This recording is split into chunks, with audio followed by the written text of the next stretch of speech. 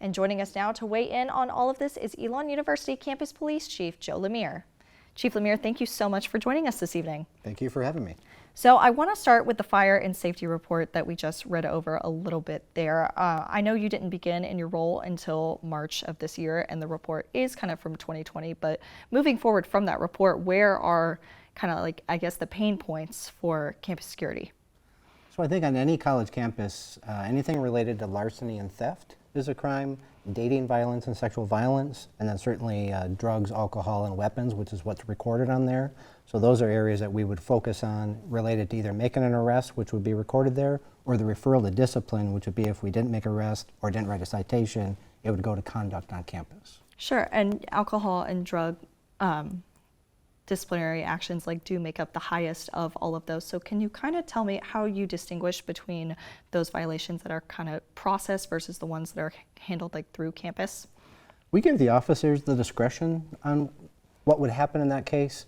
I've seen remember the 2020 report was mostly COVID time, so campus was fairly shut down, and then it was very covered as regulations of who could gather. So those were low, but usually it's the officer makes the discretion as to, am I going to write a citation or not? And that could be based on the situation, the behavior, the cooperativeness of the person they're dealing with. We have a very close relationship with conduct, so it's a great process, and we often send stuff through there. So I would expect the numbers, referrals, to be higher than arrests. I see. And, we just looked and mentioned about burglaries and motor vehicle thefts and those as well. Those numbers were very, very low last year, but we've already kind of seen those numbers go up. Could you tell me a little more about how you're handling those? So the difference is going to be motor vehicle theft would be the stealing of the vehicle. The breaking into the vehicle would not be something that's recorded through Clery. So that's not actually a quote-unquote Clery crime. But obviously it's an area that we want to focus on. So a number of things we've done is we've met with the students down at Crest where a lot of the things had occurred. We're putting in more security cameras in that area and really putting out to campus and the town of telling people the most important thing is to lock your car. And a lot of people, it's a fob-driven vehicle now. So we're telling them, keep that out of the vehicle because people that are going to go into an unlocked vehicle are automatically going to touch the brake, push the button to see if the car starts. And it's going to if the fob is in the car, and that's how the cars get stolen. So some of it is education and letting people know that. Some of it is what we do as police. Burlington police we're working with because the suspects in those crimes are juveniles. We know who they are. They're going through the system. And then the juvenile system related to them and the justice system are going to do what they do with those cases. But we do have those identified. Sure, and could you kind of tell me about any, I know you mentioned the security cameras in Crest, but any new safety measures you're looking to implement, any changes, to say the blue light poles we have on around campus, anything like that?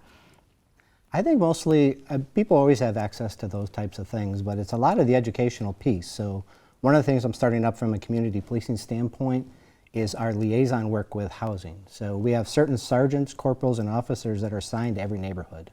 We really want to get them to start having those relationships with RAs and other people in those neighborhoods. So the whole idea of community policing is solving problems as they occur. And this is an obvious problem, whether it happens in the Oaks area, the Crest area, or elsewhere, they should be working with those officers. And it's a pilot program, so there's going to be some bumps as we get going, but we want those relationships to develop over time because that's really educational-wise where we're going to solve these issues. Sure, and I'm sure we'll be following that as it develops as well. And, violent crime rates are kind of increasing across the country as well.